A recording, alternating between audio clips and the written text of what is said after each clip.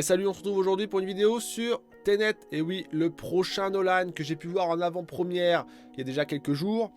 Je vais vous donner mon avis dessus, donc il y aura du spoil et du coup, si vous n'avez pas vu le film et que vous souhaitez le voir, je vous déconseille de regarder ma vidéo tout de suite.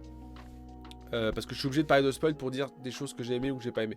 Alors le film, je l'ai pas trop aimé. Pas mal de défauts pour moi.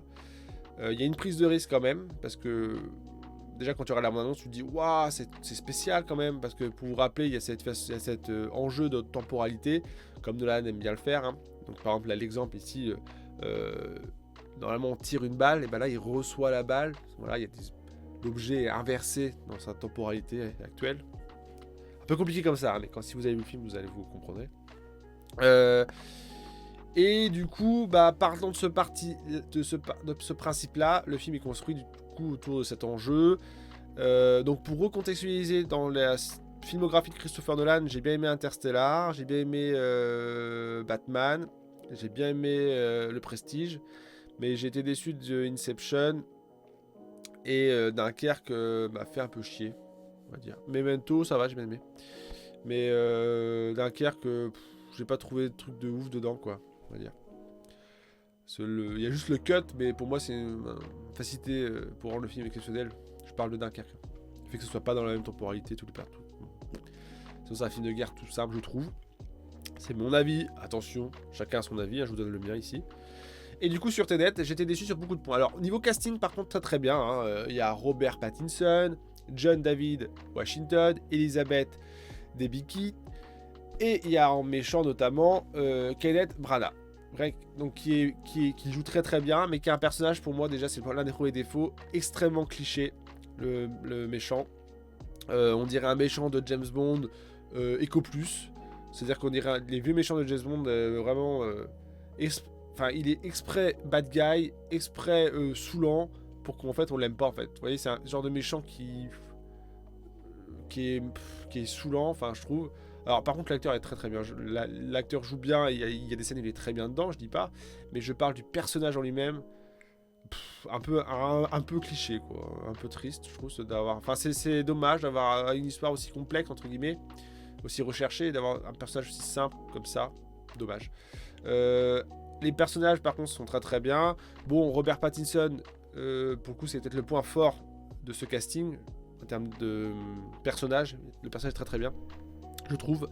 John David Washington, son personnage est un peu en retrait, mais c'est un peu exprès par rapport au contexte du film. Il est bien, mais son personnage est un peu secondaire, bizarrement. C'est le personnage principal, mais c'est Robert Pattinson qui lead quand même sur les enjeux du film, quoi. Donc voilà, donc ça c'est pour le casting, voilà. Il est bien, mais il y a des choses un peu moins bien à revoir, surtout dans les rôles, plutôt, dans le rôle. Ça c'est bien. Dans l'image est très très belle, c'est du Nolan, c'est parfait, c'est en IMAX, c'est des grands angles, de la belle lumière, des beaux plans, beaucoup de monde à l'écran, très peu d'effets spéciaux, je parle dans la mise en scène, c'est-à-dire que si on peut le faire, si on peut maximiser les choses à faire entre guillemets en temps réel, sans post-prod ou avec le moins de post-prod possible, et ben pour le coup c'est assez bien fait, c'est du Nolan tout craché. Notamment la scène d'ouverture est assez exceptionnelle qui rappelle la scène de Batman, vous savez, avec Joker dans l'ordre du braquage là. Une scène un peu similaire dans l'opéra, très très belle. Même si elle est dénuée de défauts, normalement il y a beaucoup trop de cuts.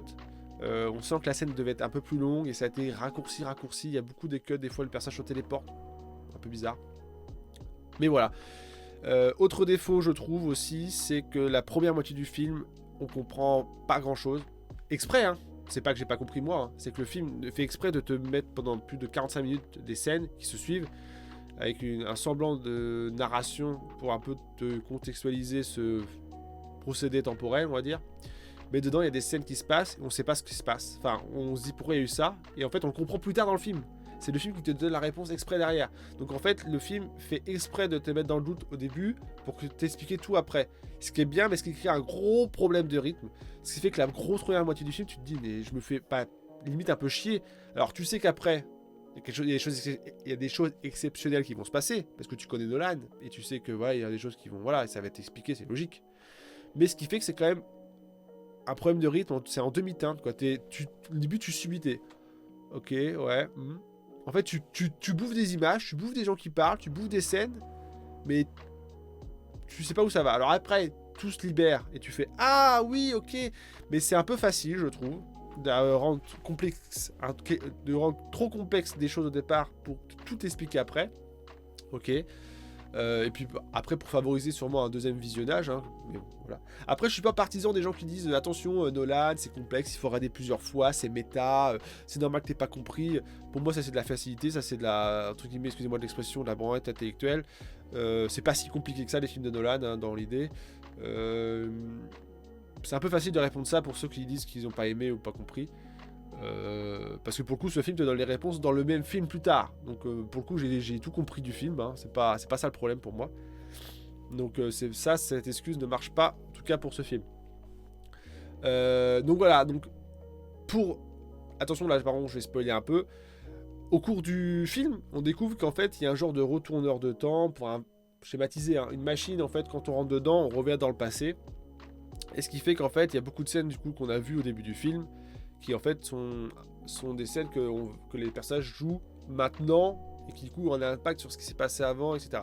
Et ce qui fait qu'en fait ce retourneur, enfin ce mécanisme temporel, on va dire, permet qu'en fait des personnages évoluent dans leur temporalité, donc normalement comme nous là dans le temps présent, et des gens du coup sont dans la temporalité inversée, donc en fait ils voient le monde inversé, mais eux dans le sens inverse, et du coup le monde, eux les voient dans le sens inverse. Voilà, si vous voyez ce que je veux dire, comme par exemple la scène ici avec les flaques d'eau.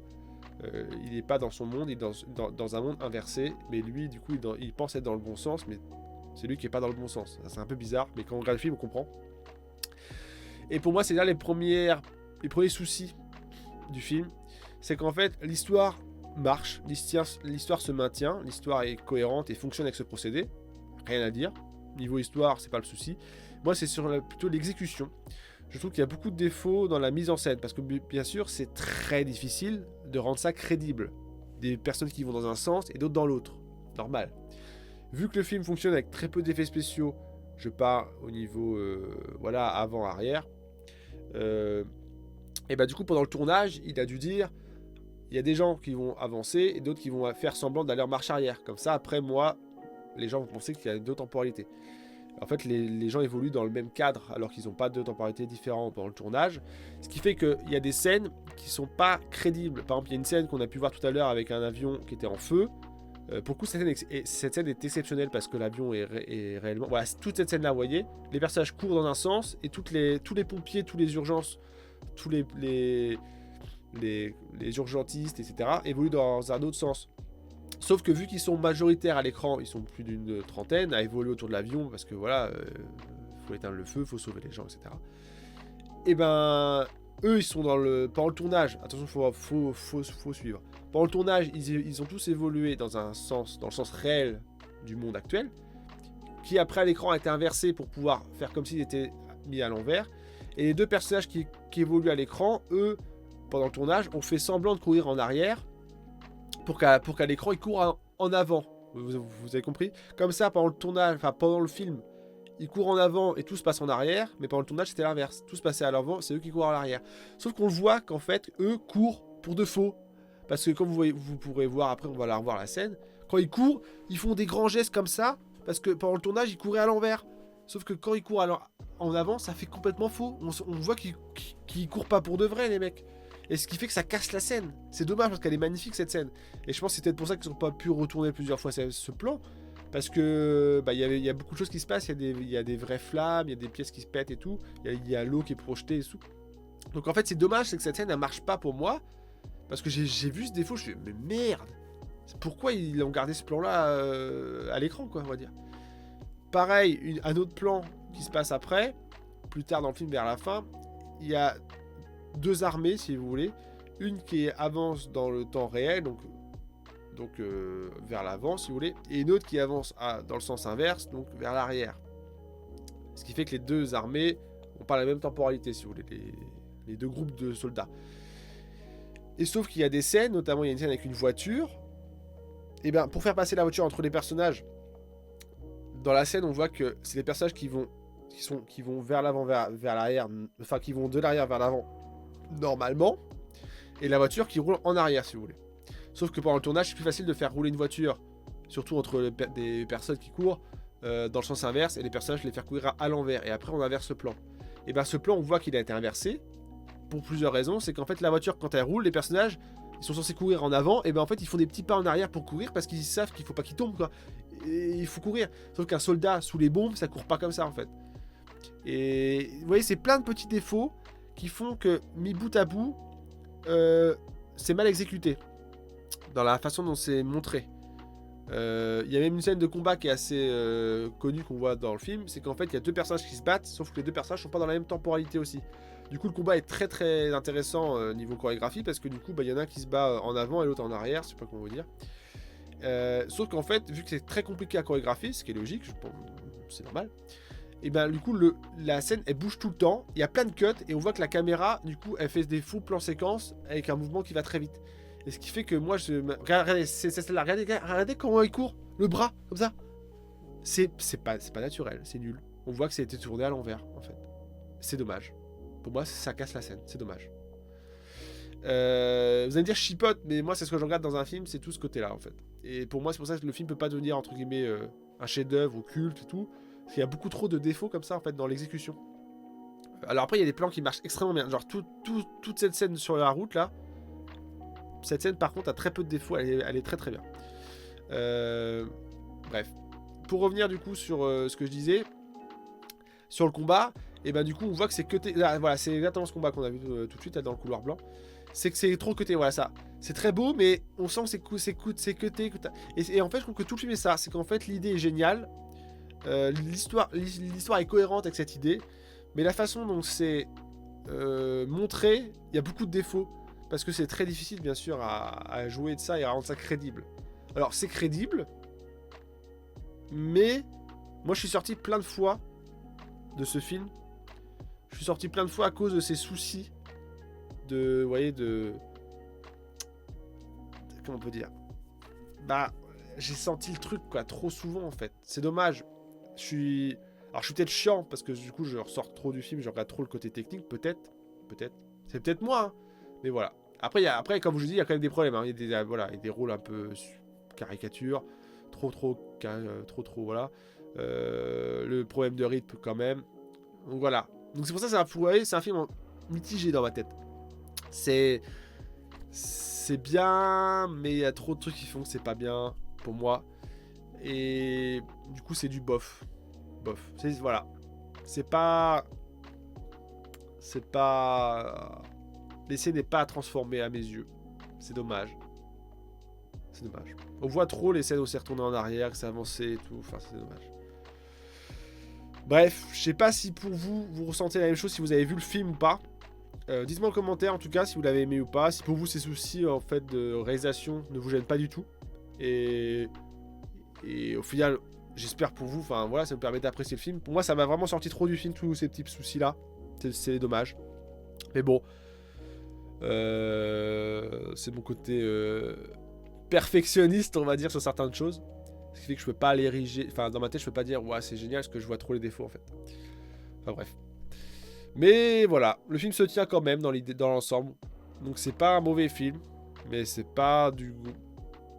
C'est du grand Nolan sur sa prise de risque et sur son scénario qui tient la route. Et sur, quand même, fallait être couillu, on va dire, excusez-moi l'expression, pour vouloir mettre ça en scène et à l'écran. Mais malheureusement, c'est pas assez peaufiné, c'est pas aller au bout des choses. En tout cas, je parle pour qu'on voie pas le truc, quoi. Vous voyez. Bref, on va pas revenir dessus. Voilà mon avis. Je vous dis à ciao bientôt. Bye bye.